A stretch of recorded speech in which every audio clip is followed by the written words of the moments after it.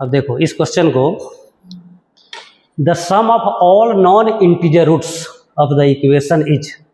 अब non integral root के लिए कोई डायरेक्ट फॉर्मूला पढ़ा था क्या? नॉन इंटीग्रल रूट, और वो भी रूट निकालना नहीं है, उसका सम निकालना है। और डिग्री कितना है? 5 डिग्री। ठीक है, तो हायर डिग्री के लिए हम लोग पढ़े थे intermediate mean value theorem, IMVT। ठीक है, और IMVT में जनरली क्या करते थे, x के जगह पर 0 रखते थे, 1 रखते थे, -1 रखते थे, समझ रहे हैं ना? तो एक वो कंसेप्ट हम इसमें यूज कर रहे हैं। इसको मान लिया f ऑफ x, तो f ऑफ 0 चेक करो तो क्या आ रहा है? f ऑफ 0 तो 2 आ जाएगा पॉजिटिव। f ऑफ 1 देखते हैं, f ऑफ 1 बोलो क्या होगा? 1 -6 + 11 -5 -3 + 2 कितना आ जा रहा है? 14 - 14 0 आ जा रहा है ना? 0 आ जा रहा है, 0 आ जा रहा है। इसका मतलब एक रूट मिल गया, x = 1 पढ़ा है ना फैक्टर थ्योरम। x = 1 क्या आ गया? इसका रूट आ गया। अब इंटीग्रल रूट मिल रहा है, तो एक डायरेक्शन यहां से मिला कि इंटीग्रल रूट इसके कुछ हैं, उसको हम लोग फाइंड आउट कर सकते हैं। जो बच जाएगा वो नॉन इंटीग्रल रूट होगा, फिर उसके बारे में सोचेंगे। ठीक है, तो हायर डिग्री इक्वेशन में, क्यूबिक इक्वेशन में जनरली तुम पढ़ा है कि एक रूट मिल जाएगा तो क्या करते थे? डिवाइड करते थे, याद है? तो x - 1 से इसको डिवाइड करेंगे, डिवाइड हो जाएगा तुम लोगों से। तो हम डिवाइड करते हैं वैदिक गणित से, सिखाएंगे कभी, वो वैदिक गणित का मेथड थोड़ा सा सीखना पड़ेगा उसको। x⁴ x5 - x⁴ -5x³ + 5x³ यहाँ पर है 11, तो 6x² -6² यहाँ पर है -5x, तो हो जाएगा +x, फिर -x, वहाँ पर है -x -2 + 2, हो गया डिवीजन। यही क्वोशेंट आएगा, समझ आए ना? तो एक रूट इसका निकल गया, बचा हुआ इक्वेशन को सॉल्व कर दे तो सभी रूट मिल जाएगा, तो इसको एक नया इक्वेशन बना लिया, समझ रहे हैं ना? अब इसमें एक हीट एंड ट्रायल करते हैं कि x के जगह पर 2 रखते हैं तो क्या आ रहा है? 16 - 40 + 24 2 - 2, देखो तो इसका वैल्यू क्या आ रहा है? ये भी 0, तो ये तो और अच्छी बात है, एक रूट और मिल गया। तो फिर क्या करेंगे? x - 2 से इसको डिवाइड कर दे, तो x - 2 से इसको डिवाइड कर दिया। ठीक है, तो डिवाइड करो। तुम तो डिवाइड कर नहीं सकते हो, वैसे करते हो ना, ऐसे डिवीजन का साइन दे करके ना। ठीक है, वैदिक गणित कहता है कि डिवीजन कोई नया प्रोसेस नहीं है, मल्टीप्लिकेशन का रिवर्स प्रोसेस है।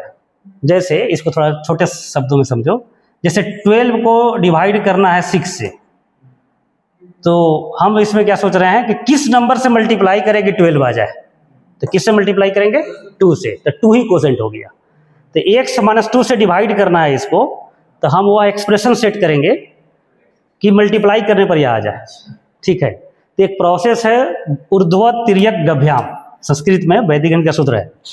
ठीक है, वर्टिकली एंड क्रॉसवाइज, उसका इंग्लिश मीनिंग हुआ जैसे थोड़ा समझा ही देते हैं। ठीक है, इसको सीख ही लो। एक वीडियो देखा होगा विज्ञान का, 3-4 डिजिट का, वो एक लाइन में ही मल्टीप्लाई कर रहा है, तो सीख ही लो इसको। कम से कम 3 डिजिट के तरह सिखाई देते हैं। 1 2 3 1 को मल्टीप्लाई करना है। ठीक है, पहले इसको 2, फिर क्रॉस और ऐड करेंगे 7, और फिर इसको मल्टीप्लाई करेंगे 372। आता था तुम पहले से, तो इसीलिए इस प्रोसेस का नाम है वर्टिकली एंड क्रॉसवाइज। ये 3 डिजिट का नंबर है, तो पहले क्या करेंगे, जैसे यहाँ पर थोड़ा प्रोसेस को एक्सप्लेन भी कर रहे हैं, इसको अलग से कभी क्लास रखेंगे। ठीक है, तो पहले वर्टिकली मल्टीप्लाई करेंगे, तो मल्टीप्लाई करो 1, फिर क्रॉस वाइज मल्टीप्लाई करेंगे, तो मल्टीप्लाई करो 1 और 2, 3 ऐड कर देना है 3। फिर जो है इसको थोड़ा यहाँ पे बताते हैं, इसमें इसको क्रॉस और इसको वर्टिकली मल्टीप्लाई करना है। ठीक है ना, तो यह हो जाएगा 2 + 1 3 और +2 5, तो नेक्स्ट डिजिट हो गया 5, समझ आए ना? अब फिर जो है इसके बाद इसको मल्टीप्लाई करना है, तो 4 1 5 और फिर वर्टिकली मल्टीप्लाई कर दो तो लास्ट हो जाएगा 2। समझे ना? इससे से 4 डिजिट 5 डिजिट को एक्सटेंड कर सकते हैं। पहले 1 डिजिट को वर्टिकली, फिर 2 डिजिट को क्रॉस, फिर 3 डिजिट को क्रॉस और वर्टिकली दोनों होगा। 4 डिजिट रहता तो डबल क्रॉस हो जाता। समझे ना? एक सेंट्रल स्टेप मिलेगा, उसके पहले जितना स्टेप रहेगा उसके बाद भी उतना ही स्टेप होगा। ठीक है ना? तो इसमें वैसे ही सोचना है। ठीक है? अब हम सोचेंगे कि x टू दी पावर 4 है, तो x में कितना से मल्टीप्लाई करें? x क्यूब से। तो ये हो गया वर्टिकली। अब क्रॉस वाइज -2x क्यूब, यहां पर जो डिजिट होगा इसे मल्टीप्लाई होगा। नहीं समझ पा रहा है? यह हम मल्टीप्लाई हुआ x टू दी 4 तो हो गया, वर्टिकली मल्टीप्लाई होगा, क्रॉस वाइज भी। तो क्रॉस तो -2x क्यूब, यहां पर अभी डिजिट सेट करना है। समझ रहे हैं ना? तो सेट इस तरह से करना है कि इसका वैल्यू कितना आ जाए, -5x क्यूब। पहले छोटे छोटे मल्टीप्लाई करा करके, डिवीजन करा करके, तब थोड़ा बड़ा हो गया, लेकिन फिर भी कोशिश करते हैं कि तुम समझ जाओ। तो -2x क्यूब, तो यहाँ पर -3x स्क्वायर दे दें तो हो जाएगा -5x क्यूब। फिर ये दोनों मल्टीप्लाई होगा वर्टिकली, तो कितना हो जाएगा 6x स्क्वायर, तो 6 स्क्वायर हो गया उसके बराबर। अब क्या चाहिए? +x। तो इसके आगे एक नंबर 1 सेट कर दो तो +x आ जाएगा, और फिर ये इससे मल्टीप्लाई होगा तो -2, तो बराबर आ गया। इसका मतलब डिवीजन कंप्लीट हो गया, तो इसका कोसेंट यह आ गया। समझे ना? क्लियर है? तो 2 रूट निकल गया इसका, x = 1 और x = 2। तो पूरा इक्वेशन जो होगा f ऑफ x जो ओरिजिनल था, x - 1 एक फैक्टर, x - 2 दूसरा फैक्टर, और जो बच गया कोसेंट वो इसमें मल्टीप्लाई हो जाएगा, थर्ड फैक्टर। समझ रहा है कि नहीं? अब यह रूट इंटीग्रल है, यह रूट इंटीग्रल है, तो नॉन इंटीग्रल रूट इसी फैक्टर से मिल सकता है। तो केवल अब इसको अलग करेंगे, इसको मान लो gx। समझ पा रहा है क्या? x³ - 3x² + 1 = 0। ठीक है? और इंटीग्रल रूट तो निकाल सकते हैं, हिट एंड ट्रायल से, डिवीजन मेथड से निकाल सकते हैं। नॉन इंटीग्रल रूट आइडेंटिफाई करना है तो उसके लिए कौन मेथड यूज करना पड़ेगा? Intermediate mean value theorem. क्या करते हैं उसमें? कुछ नंबर रखते हैं, कुछ रखते हैं, इसमें 0 रखो, g0 क्या आएगा? 1। g1 रखो,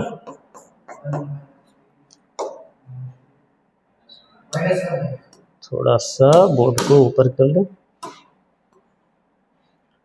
ठीक है, g1 क्या आएगा?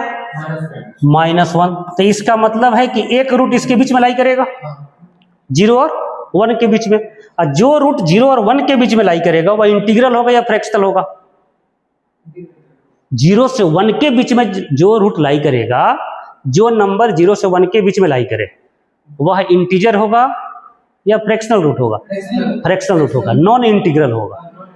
तो नॉन इंटीग्रल रूट हमको पता चल रहा है, समझ रहे ना?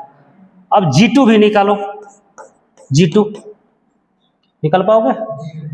8 9 नेगेटिव ही आ रहा है, तो साइन चेंज नहीं होने पर कोई फायदा नहीं हुआ, पता है ना? याद है?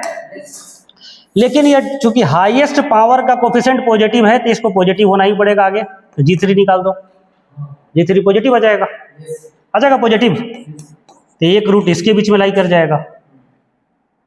यह क्या कर रहे हैं समझ रहे हो तुम? हमको जैसे 2 रूट इंटीग्रल मिल गया, तो क्या गारंटी कि इसका भी रूट इंटीग्रल हो जाए? हो सकता है ना? यह क्वेश्चन में है कि नॉन इंटीग्रल रूट का सम निकालो। यदि सभी रूट इंटीग्रल हो जाएगा तो नॉन इंटीग्रल रूट होगा ही नहीं, तो उसका सम 0 हो जाएगा। तो जैसे फर्स्ट अटेम्प्ट में ही एक रूट इंटीग्रल मिल गया, सेकेंड रूट भी इंटीग्रल मिल गया, तो क्या गारंटी है कि इसका रूट भी इंटीग्रल नहीं हो? ठीक है, क्लियर है ना? तो वही हम चेक कर रहे हैं, तो ऑटोमेटिक IMVT अप्लाई हो जा रहा है। IMVT बता रहा है कि एक रूट यहाँ इंटीग्रल नहीं फ्रैक्शनल होगा, यहाँ पर भी क्या होगा? फ्रैक्शनल होगा। अब आगे नंबर रखने से कोई फायदा नहीं है। क्यों फायदा नहीं है? हाँ, जो कि x³ है, हाईएस्ट पावर पॉजिटिव है। एक बार ये पॉजिटिव हो गया तो आगे क्या होता चला जाएगा? पॉजिटिव। तो एक पीछे नंबर रख के देखते हैं, g-1, 0 से छोटा नंबर, तो -1 रखो, तो -3 + 1 नेगेटिव आ गया, और यहाँ पॉजिटिव था ऑलरेडी, तो फिर यहाँ पर साइन चेंज किया, तो एक रूट वो अभी -1 से 0 के बीच में लाई करेगा। तो IMVT गारंटी करता दे लेता है कि तीनों रूट इसके फ्रैक्शनल होंगे। ठीक है बात। तो उस ओरिजिनल इक्वेशन के 2 रूट इंटीग्रल और 3 रूट क्या हो गया फ्रैक्शनल, तो उस दोनों को तो कंसिडर ही नहीं करना है अब। और तीनों रूट इस इक्वेशन के उसके बचे हुए पार्ट का 3 रूट क्या हो गया नॉन इंटीग्रल, समझ रहे हो ना। तो उसका सम निकालना है, तो सम निकालने के लिए फॉर्मूला होता है -b/a, तो -b/a क्या हो जाएगा 3 आंसर हो जाएगा। ठीक समझा बात। रूट निकालना नहीं है, इंटीग्रल रूट निकालना आसान है, फ्रैक्शन रूट कैसे निकालोगे, क्यूबिक का तो कोई मेथड है नहीं, समझे। तो IMVT रूट नहीं निकाल रहा है, IMVT रूट खोजने में मदद कर रहा है कि इसका रूट इंटीग्रल नहीं क्या होगा फ्रैक्शनल होगा। क्यों फ्रैक्शनल होगा, क्योंकि 2 इंटीजर के बीच में उसका रूट लाई कर रहा है, समझा कि नहीं। सोच सकता था तुम लोग इतना, बोलो जल्दी। कितना दिन में लेवल पहुंचेगा 6 महीना में। चलो ठीक ठीक है, स्टार्ट किए क्वेश्चन सॉल्व करना। तो एक कॉपी ले लेते हैं,